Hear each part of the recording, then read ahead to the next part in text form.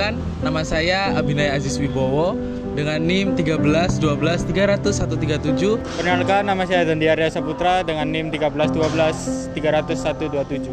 Perkenalkan, nama saya Andika Ahmad Fikri, NIM saya 13123000136. Perkenalkan, nama saya Abelina Ayu Deputasari dengan NIM 13123001118. Perkenalkan, nama saya Ismadia Dunaviani dengan NIM 1312300140140. Perkenalkan, nama saya Aulia Perlianti dengan NIM 13123000121. Perkenalkan, nama saya Amrina Rosyada dengan NIM 1312300. Perkenalkan, nama saya Riandra Wahyu Aditya Bahar dengan NIM 13123000131. Perkenalkan, nama saya Reza Andika Ardiansah dengan NIM 13123000132. Perkenalkan, nama saya Sofyan Effendi dengan NIM 13123000129. Perkenalkan, nama saya Irbah Prabu Dewangga dengan NIM 13123000120. Dalam pendeskripsian ilmu hukum dapat didefinisikan dalam beberapa bahasa. Yang pertama itu bahasa Inggris,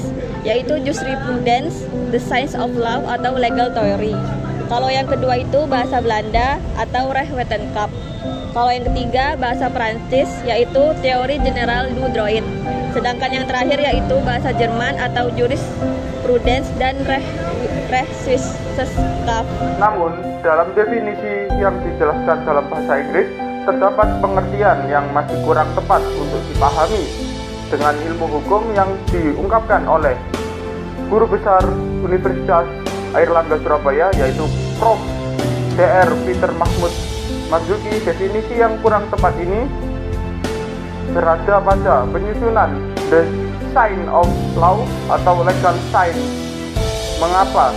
Karena dalam pendefinisian tersebut harus melalui penelitian ilmu dengan melakukan pengalian data primer, sehingga yang menjadi definisi paling tepat adalah jurisprudence. Kemudian definisi ilmu hukum secara terminologi atau secara istilah dijelaskan dengan membagi dua kata, yaitu ilmu yang berarti pengetahuan dan hukum yang berarti hidup atau the way of life. Dalam definisi yang luar, ilmu hukum dapat dijelaskan melalui tiga hal, yaitu pada dogmatika hukum, teori hukum, dan filsafat hukum.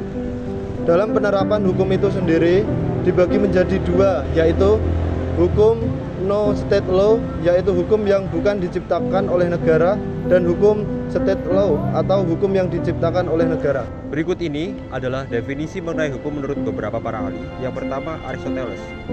Aristoteles menyebutkan bahwa hukum adalah particular law is that which its community lays down and applies to its own members. Universal law is the law of nature. Yang maksudnya, hukum adalah hukum yang ditetapkan dan diterapkan oleh setiap komunitas kepada anggotanya sendiri. Secara universal, hukum dianut dari hukum alam yang memungkinkan untuk diterapkan. Lalu yang kedua, menurut Grotius, law is a rule of moral action obliging to that which is right.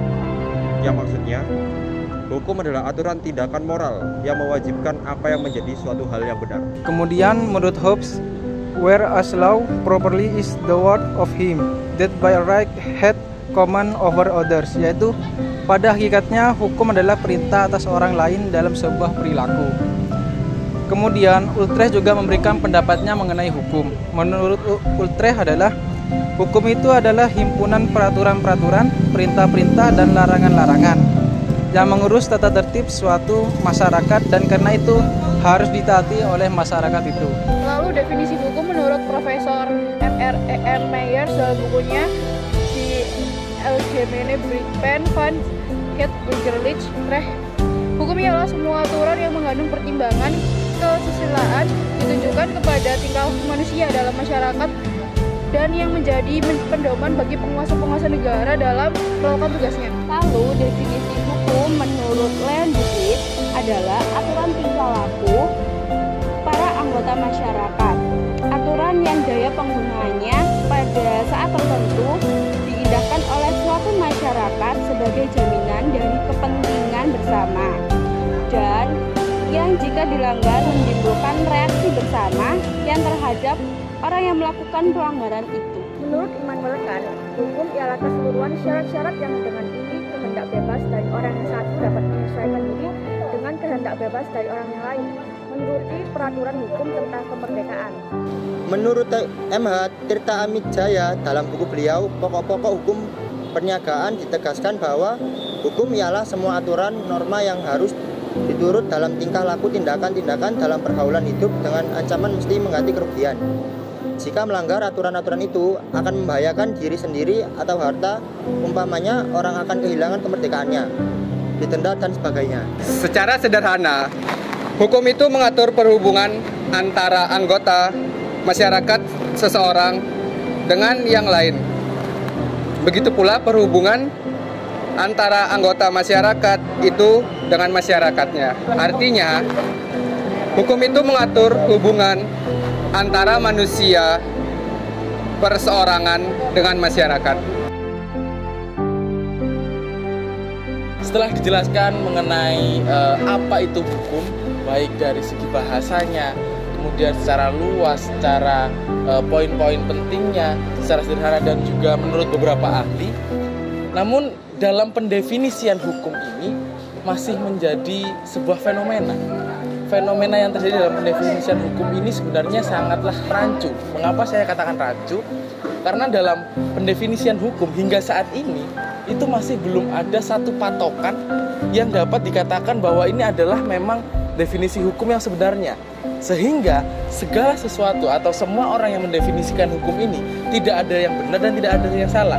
Atau dalam kata sederhananya bahwa hingga saat ini pula definisi hukum itu tidak ada definisi yang memuaskan. Jadi menurut saya apabila dipertanyakan tentang apa itu hukum ataupun pengertian tentang hukum, maka untuk menanyakan sebuah hukum ini kita tidak perlu bertanya pada seseorang yang memiliki kapabilitas yang tinggi. Kita semua sebagai masyarakat, kita semua sebagai rakyat dan juga sebagai subjek-subjek hukum ini, sebagai subjek hukum juga memiliki hak dan juga kapabilitas untuk bisa mendefinisikan tentang apa itu.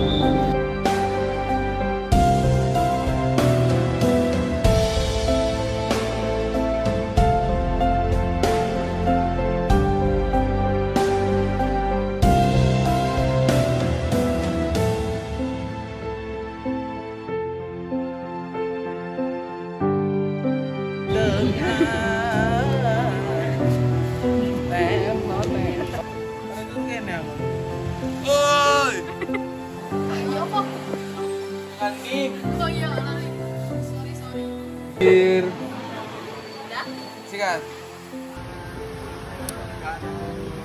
Abi bersama.